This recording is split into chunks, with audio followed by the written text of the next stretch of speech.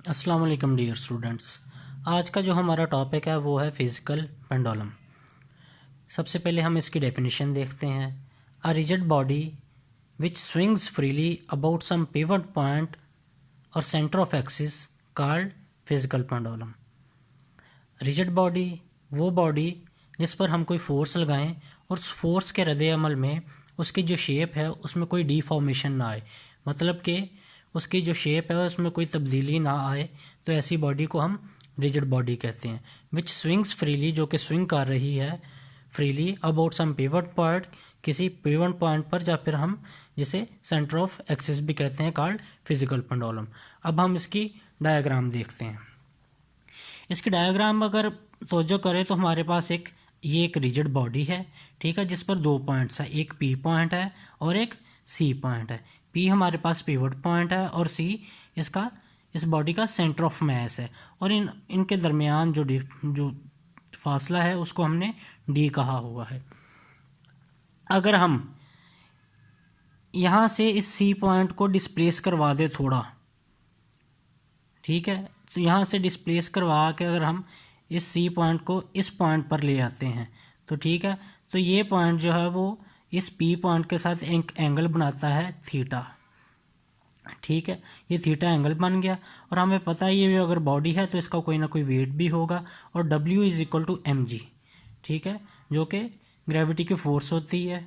mg weight of the body, weight होता है कि with the force with which the earth attracts a body toward its self, ये वो force है जिसकी मदद से ज़मीन चीज़ों को अपनी तरफ खींचती है। ये एंगल हमारे पास थीटा बनेगा, और थीटा के परपेंडिकुलर जो होता है वो हमें पता साइन थीटा होता है, इस वजह से डी साइन ऑफ थीटा।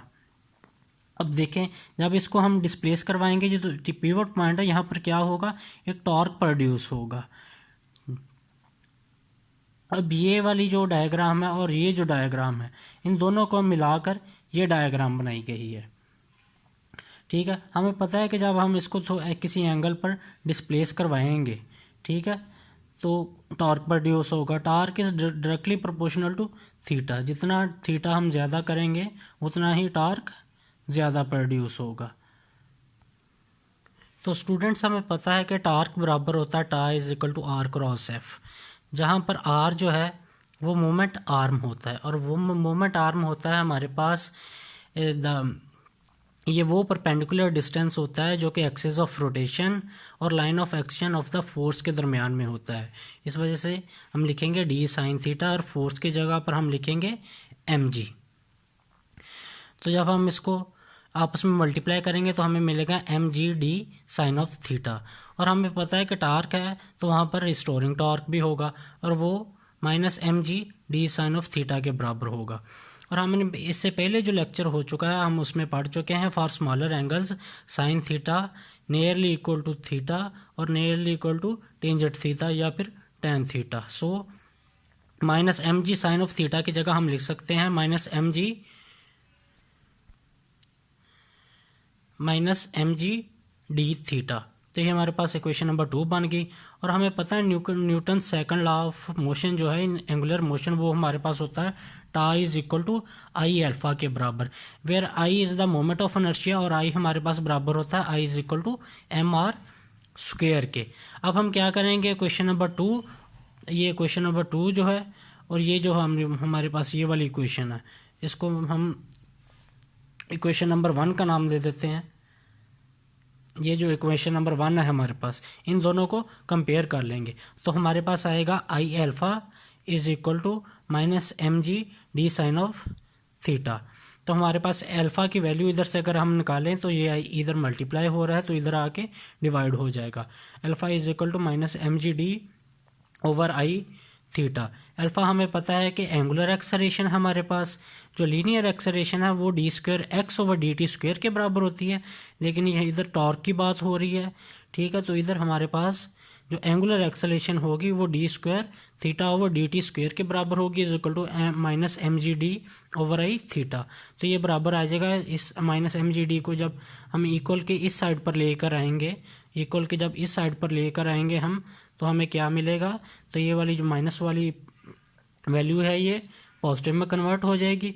तो ये इज इक्वल टू 0 आ जाएगा, D square theta over D T square plus M G D over I theta is equal to 0। इससे पहले हमने जब टॉर्शनल ऑसिलेटर पढ़ा था उसके लिए हमें जो वैल्यू मिली थी टॉर्क के लिए, जो इक्वेशन ऑफ मोशन बनी थी वो हमारे पास थी d square theta over D T square plus के over I theta is equal to 0। इसलिए उधर भी टॉर्क प्रोड्यूस हो रहा था, इधर भी टॉर्क प्रोड्यूस हो रहा है, इस वजह से हम कह सकते हैं कि man M G D is equal to K, क्योंकि उधर के ओवर आई था टॉर्शनल ऑसिलेटर में। इसलिए देन हम कह सकते हैं d square theta over D T square plus के over I theta is equal to 0। तो ये हमारे पास एक इक्वेशन ऑफ मोशन बन गई है। इसके बाद हमने सिंपली ये करना है कि हमारे पास थीटा जो है डिस्प्लेसमेंट जो है, यानी कि जो हमने डिस्प्लेस किया और थीटा में जो चेंज आया था वो हमें पता है कि theta is equal to theta M cos omega T plus phi के इक्वल होता है। अच्छा, तो स्टूडेंट्स हमें पता है कि d square theta over D T square plus के over I theta is equal to 0। ये हमने इक्वेशन ऑफ मोशन बना ली है। हम सिंपली हमने ये करना है कि हमें पता है कि एंगुलर डिस्प्लेसमेंट जो होती है वो theta is equal to theta M cos omega T plus phi के इक्वल होती है। हमने यहाँ पर सिंपली थीटा की जो वैल्यू है वो हमने पुट कर देनी है। पुट करने के बाद हमारे पास जो रिजल्ट आता है वो हमारे पास d square over D T square, और यहाँ पर थीटा की जो वैल्यू हमने पुट कर देनी है theta M cos omega T plus phi plus के ओवर आई, और इस जगह पर फिर दोबारा थीटा की वैल्यू हमने पुट कर देनी cos omega T plus phi is equal to ये 0 के बराबर आएगा। अब ये डबल डेरिवेटिव है, इनके डेरिवेटिव अलग अलग कर लें। जब एक दफ़ा डेरिवेटिव हम लेंगे theta M cos omega T plus phi का, तो हमें मिलेगा minus omega theta M, cos ने माइनस साइन में चेंज होना है, इस वजह से माइनस का साइन ये इधर आ गया, omega T plus phi plus बाकी जो जैसे जो इक्वेशन है वो बिल्कुल सेम उसी तरह आ जाएगी। और जब अगेन इसका डेरिवेटिव लेंगे तो ये हमारे पास आएगा minus omega square theta M cos omega T plus phi plus के over I theta M cos omega T plus phi is equal to 0। इसमें हमने क्या करना है कि theta M cos omega T plus phi को कॉमन ले लेना है, हमारे पास बचेगा माइनस ओमेगा स्क्वायर प्लस के over I is equal to 0। जब ये इसके साथ इधर मल्टीप्लाई हो रहा है theta M cross omega T plus phi, जब उसको उठा के हम इधर से इसके जब इधर लेके आएंगे तो ये डिवाइड होगा, and 0 divided by something is equal to 0। तो हमारे पास क्या बचेगा, सिर्फ माइनस ओमेगा स्क्वायर प्लस के ओवर आई। फ्रेंड्स हमारे पास बचेगा माइनस ओमेगा स्क्वायर प्लस के over I is equal to 0। ठीक है, इधर से अगर के ओवर आई की वैल्यू हम निकालेंगे, K over I is equal to omega square, इधर माइनस का इधर आके ये प्लस का हो जाएगा, और इसका स्क्वायर ख़त्म करने के लिए ओमेगा इज इक्वल टू के ओवर आई अंडर रूट आ जाएगा। तो ये हमारे पास ओमेगा की वैल्यू निकल आई है।